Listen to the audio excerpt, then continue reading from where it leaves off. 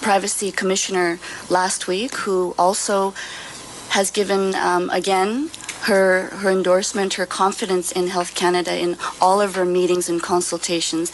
And there is assessment to be done in the regulatory phase where she again feels that that process will be very transparent, very interactive, and that we too as senators could be viewing what that will look like. So I guess because of what's happening in the news, and yes, it is emotional, and as a parent, as a mother, when I was watching that news yesterday, when the mother was saying, we expect, I guess, I'm not sure what to think. We think that things are safe when we buy them.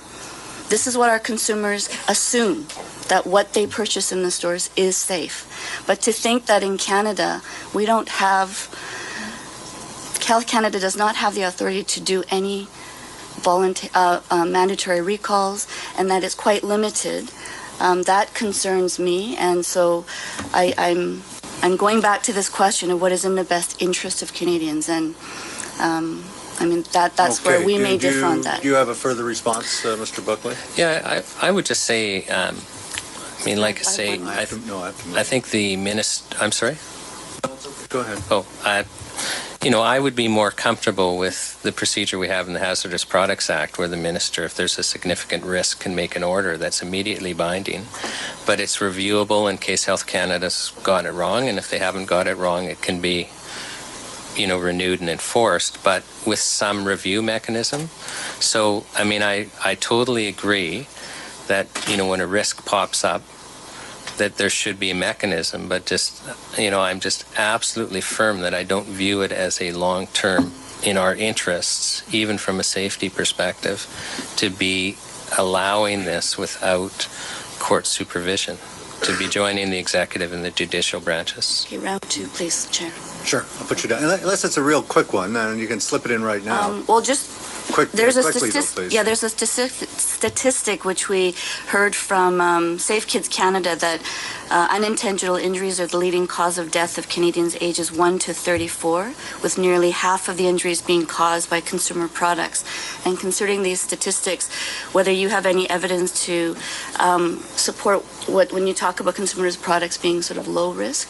I haven't said that, but earlier you had mentioned that it was a lower risk. Okay. Was I meaning lower risk in comparison to drugs, or? And in other statements you've made outside of today, but in any case, I was wondering if you have any specific. Okay. Outside of today, I've certainly, when I compare consumer products to things like chemical, pharmaceutical drugs, I view them as a lower risk.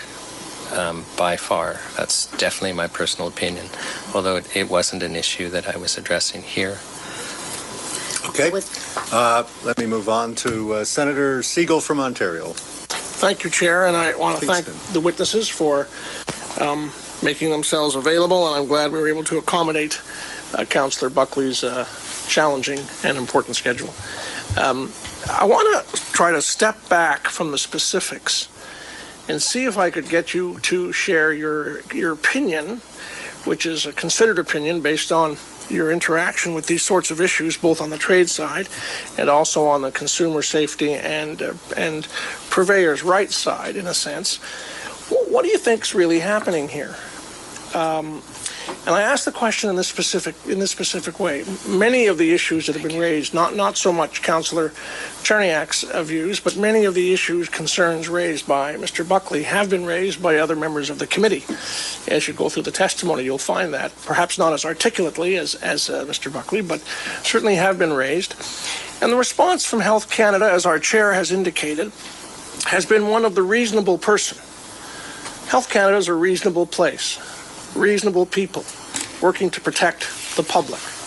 Their inspectors will act in a reasonable way. Therefore, the presumption that they would go to the extremes that you may very well believe, and there may be an objective analysis to suggest that the law might let them go to, is in and of itself perhaps somewhat unfair. I'd be interested in your reflection on that. And for Councillor Cherniak, as we saw with some tobacco legislation a few weeks ago, Health Canada is not in the trade business. they're in the public protection business, Department of Foreign Trade and all that stuff, and the people who interact with the WTO, they're part of that specialized world in which you professionally cohabit, I guess. So the question becomes, would a preamble that simply inserted the proposition, as you suggested, that we would, the same thing I guess we were delighted to get from President Obama, namely that no provisions of this act are meant to operate, notwithstanding Canada's international trade obligations? Would that give you a measure of confidence about how this might be interpreted, or are there problems that are more severe? We'll start with Ms. Cherniak on that point.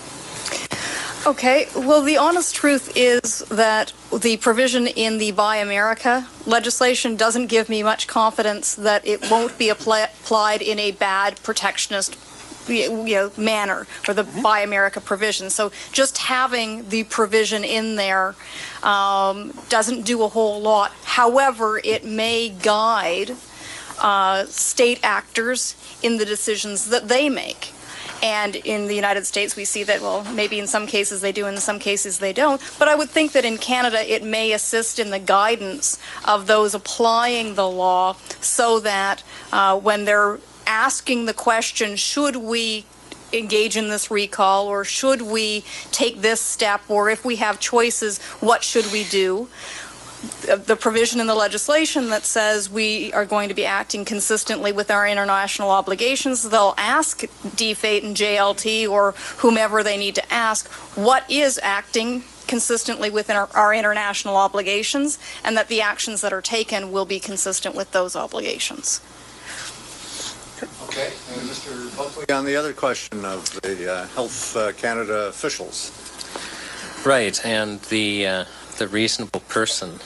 So, first of all, I would not expect any bureaucracy that is appearing before a Senate committee asking to be given sweeping powers to say, we're unreasonable and we're going to abuse this and you can't trust me. I would certainly expect them to come and say, no, everything's fine.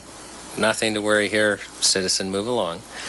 I just spent 3 weeks in federal court trying to get Health Canada's seizure power under the Food and Drug Act declared unconstitutional in what is a very egregious case. So we had there a company that had developed a vitamin and mineral supplement for bipolar disorder called Empower Plus, and Health Canada was taking it off of the market because it didn't have a drug identification number.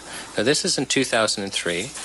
The natural health product regulations are set to come into force in 2004, and we've basically got, for all intents and purposes, the entire natural health product industry is illegal because they can't get DINs. That's why we're getting new regulations. Before Health Canada seizes a shipment and starts turning shipments away at the border because it's shipped in from the United States, they had received ample communications that they would be putting people at risk, including risk of suicide, if they continued. They continued. One inspector agreed under oath that Health Canada was basically receiving constant communications that their activities were leading to suicides. We had Mr. Ron Lajeunesse, who is the head of the Alberta branch of the Canadian Mental Health Association, no connection with Health Canada, no connection with True Hope, who was publicly blaming Health Canada for suicides of Canadian Mental Health Association members. Now, this gentleman used to run the province of Alberta's mental health programs. He's a heavy hitter in the mental health field, and all of this was ignored. We had, some of you might have, there were protests on the Hill, the ladies with red umbrellas, there were press conferences, there were letters, there were rallies. It was literally a case study in how to draw attention to the fact that a bureaucracy is causing harm. And yet, they didn't relent for approximately a year until an arrangement was reached with the minister. I practice widely in the area of dealing with companies that make natural health products that Health Canada is going by. I've never actually heard Health Canada described as a reasonable person until today. And it very well may be that in other areas they are, but if you... And the problem with the Food and Drug Act section is their Section 20